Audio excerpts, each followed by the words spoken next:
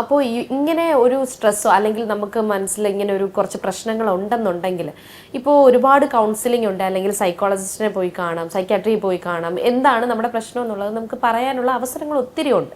പക്ഷെ എന്നിരുന്നാലും ഈ ഒരു സൂയിസൈഡ് അറ്റംപ്റ്റിലേക്ക് ആൾക്കാർ എത്തുന്നതിൻ്റെ കാരണം എന്തുകൊണ്ടായിരിക്കും? ഒരു വ്യക്തി ആ വ്യക്തി ലോകത്ത് ജീവിച്ച് മുന്നോട്ട് വരുമ്പോൾ അവരുടെ ജീവിതത്തെ മുന്നോട്ടേക്ക് നയിക്കുന്ന ഒരു ഫ്രെയിം വർക്ക് ഉണ്ടാവും. അവരെ ജീവിക്കാൻ മുന്നോട്ടേക്ക് പ്രേരിപ്പിക്കുന്ന ഒരു മോട്ടിവേഷണൽ ഫാക്ടേഴ്സ് ഉണ്ടാവും. അപ്പം ആ ഫ്രെയിം വർക്കും ആ മോട്ടിവേഷനൊക്കെ അപ്പാടെ തകർന്നു പോവുക എന്നുള്ളത് മുന്നോട്ടുള്ള അവരുടെ ജീവിതം അസാധ്യമാക്കുന്നു എന്നുള്ള ഒരു ചിന്ത അവരുടെ ഉള്ളിൽ ഡെവലപ്പ് ചെയ്യുന്നതായിട്ടാണ് എനിക്ക് പലപ്പോഴും തോന്നിയിട്ടുള്ളത്.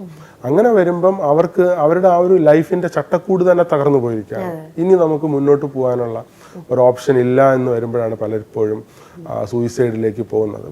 ആരോടും സംസാരിച്ചിട്ടും കാര്യമില്ല എന്നുള്ളത് വേറൊരു അഡീഷണൽ ആയിട്ട് തോന്നിയിട്ടുള്ളത് നമുക്ക് ക്രിട്ടിക്കൽ ഇവാലുവേറ്റ് ചെയ്യേണ്ടതാണ്.